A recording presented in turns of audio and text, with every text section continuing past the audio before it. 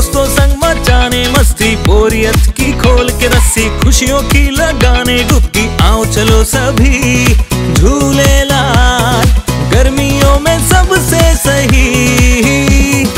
Jhulelal water park and resort, day night water park, slide for kids and all, food park, snacks के साथ south Indian food, indoor and outdoor game, wave pool, DJ, rain dance and many more. Jhulelal water park, opposite Jain Valley, Anubhuti school के पीछे, Shirsoli road, Jalgaon.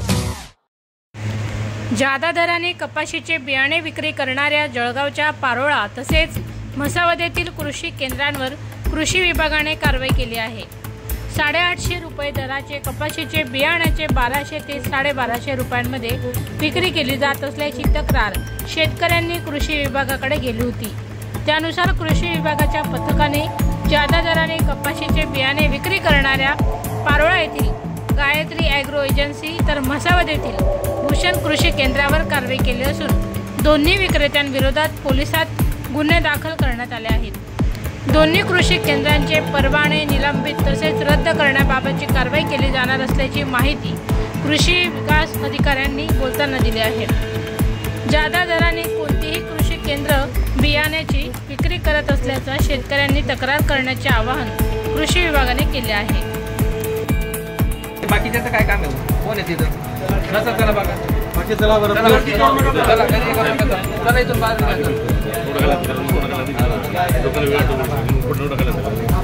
Parola येथील गायत्री कृषी सेवा केंद्राची जादा दराची तक्रार शेतकऱ्यांकडून प्राप्त झाली होती।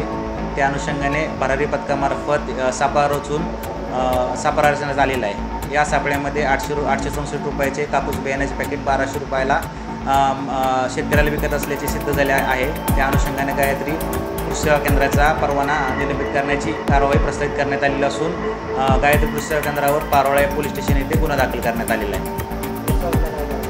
म्हसावद येथेही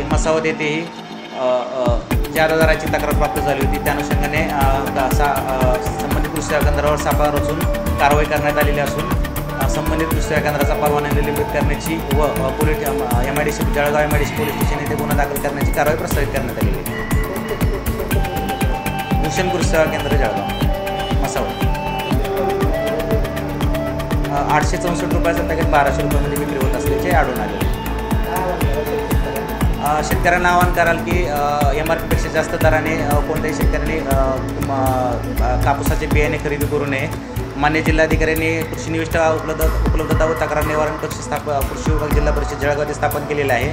त्याचा टोल फ्री नंबर आपण सर्व वृत्तपत्रांमध्ये प्रसिद्ध केलेला असून याबाबत बियाण्यांबाबत कोणतीही तक्रार असल्यास सदर कक्षाशी संपर्क साधावा।